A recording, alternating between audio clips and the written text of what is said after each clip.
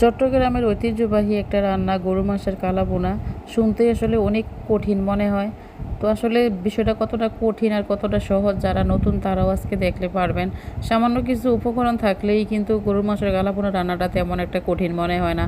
এক সময় কিন্তু আমার কাছেও বিষয়টা অনেক কঠিন মনে হইতো। যখন আমি এই মাংস রান্নার কথা শুনছি তখন কিন্তু আমার ভয়ে বুক কাঁপছিল, কারণ এই রান্না যে কীভাবে করে আসলে আমি জীবনে কোনোদিন করিও নাই, কোনোদিন খাইও না। তো আমার জামাই কিন্তু অনেক পছন্দ গরু মাংসের কালাবোনা। তো আমি আজকে এখানে 3 কেজির মতো গরু মাংস নিয়েছি। গরু মাংসের মধ্যে হাড় চর্বি সব কিছুই আছে। এই রান্নার মধ্যে তেল একটু বেশি লাগে, তো এখানে আমি একটু চর্বিওয়ালা মাংসই নিলাম। এখন দিয়ে দিলাম হলো পেঁয়াজ বেরেস্তা। পেঁয়াজ বেরেস্তা আমি একটু বেশি করে নিচ্ছি, কারণ পেঁয়াজ বেরেস্তা আমার মাঝে মাঝে দরকার হয়। তো এখন দিয়ে দিব হলো আদা বাটা, রসুন বাটা। প্রথমে দিয়ে দিলাম হলো রসুন, এখানে আমার 3 চামচের মতো হইব রসুন বাটা। তারপরে আদা বাটা হইব 3 থেকে 4 চামচের মতো, যেহেতু আমার মাংস বেশি তো এখানে আমার মশলার পরিমাণ একটু বেশি। এখন দিয়ে দিব হইলো গোলমরিচের গুঁড়া। গোলমরিচের গুঁড়া আমি 1.5 চামচের মতো দিলাম। দিয়া তারপরে দিয়ে দিলাম হলো জিরা গুঁড়া, তারপরে দিলাম হলুদের গুঁড়া, তারপরে গরম মশলার গুঁড়া। মানে একে একে আমি যত সব মশলা আছে সব মশলা দিয়ে দিলাম। এর মধ্যে সামান্য কিছু মশলা শুধু খালি ভিন্ন। এর মধ্যে ছিল স্টার মশলা, তারপরে বড় এলাচ, তারপরে আরেকটা ছিল আমরা গ্রামের বাসায় লোইন কই, এটা আসলে রাঁধুনি। এই রান্নার মেন উপকরণ হয়েছে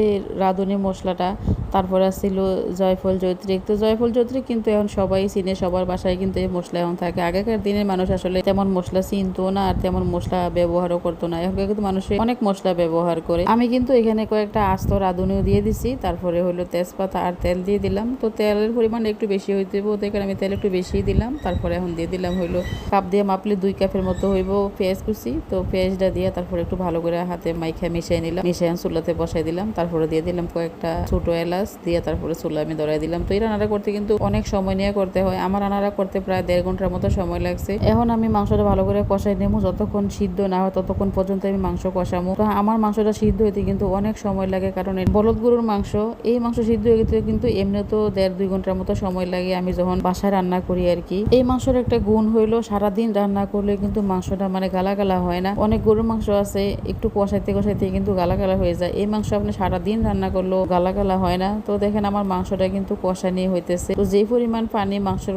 গায়ে থেকে বার হয়েছে ওই পরিমাণ পানি দিয়ে কিন্তু আমার রান্না হইব না। এদিক দিয়ে কিন্তু আমি চুলার মধ্যে একটু গরম পানি করে নিয়েছিলাম, করে এখন দিয়ে দিলাম একটু গরম পানি। এই গরম পানি দিয়ে রান্নাটা শেষ করবো আর কি। আমি আর ঝোল দেবো না, এখন কষানির মধ্যে যা দিয়ে দিলাম এটুকুই হইব। কালাবোনা করতে গেলে কিন্তু অনেক সময় লাগে। তো সেই সময় অনুপাতে ভিডিও করতে গেলে কিন্তু ভিডিও অনেক বড় হয়ে যায়। তো আমি যারা যারা ভিডিও দেখছি সব ভিডিও 12 মিনিট থেকে 15 মিনিট। তো আসলে আমার ভিডিওটা এত বড় না, তারপর আজকে ভিডিওটা একটু বড় হয়ে গেছে। ধৈর্য সহকারে দেখার চেষ্টা করবে। এখন আমার মাংস দেখেন মোটামুটি কষানি হয়ে গেছে। এখন আমি ফাঁকি দিয়ে কিছু মশলা দিয়ে দিলাম। এর মধ্যে ছিল জয়ফল জয়ত্রীর গুঁড়া, তারপরে ছিল লোইন বাটা আর কি, যেটা রাঁধুনি নামে পরিচিত। ওই রাঁধুনির একটু দিয়ে দিলাম, দিয়ে আরেকটু কষাই নেবো। কষাই তারপর আমি বাগার দিয়ে দেবো। রান্নাটা কিন্তু আমি ফাঁকে ফাঁকে অনেক সময় লাগিয়ে করছি, সবটা আসলে করা হয়েছে না। ভিডিও যতটুকু সম্ভব অতটুকু করার চেষ্টা করি, তারপরে কিন্তু ভিডিওটা বড় হয়ে গেছে। এখন দেখেন আমার রান্না কিন্তু মোটামুটি শেষ হয়ে গেছে। আমি বাগারটা রেডি করে নেবো।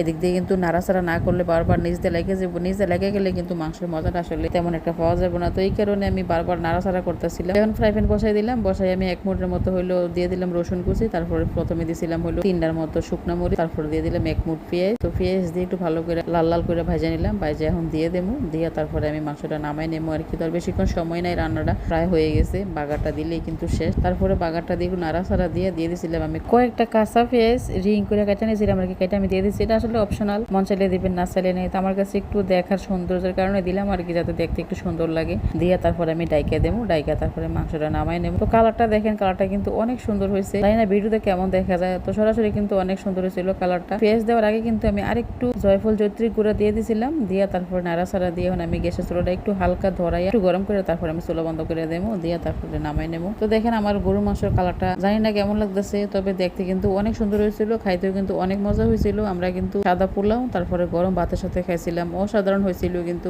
এখন এই দিনে আসলে কাউরে রান্না শিখাইতে হয় না, এখন সবাই মোটামুটি রান্না ভালো পারে। এটা আসলে শিখানোর বিষয় না, জাস্ট আমি রান্না করলাম আপনাদের সাথে একটু শেয়ার করলাম এই আর কি। তো এ ছিল আজকে আমার গরু মাংসের কালাবোনা রান্না করতে করতে কিন্তু আমার পাতিলের অবস্থা খুব খারাপ হয়ে গেছে, যেহেতু অনেকক্ষণ যাবত কষাইতে হয়েছে। তো এই কারণে পাতিলটা এমন হয়েছে। এই ছিল আজকে রান্না। সবাই ভালো থাকবেন, আল্লাহ হাফেজ, আসসালামু আলাইকুম।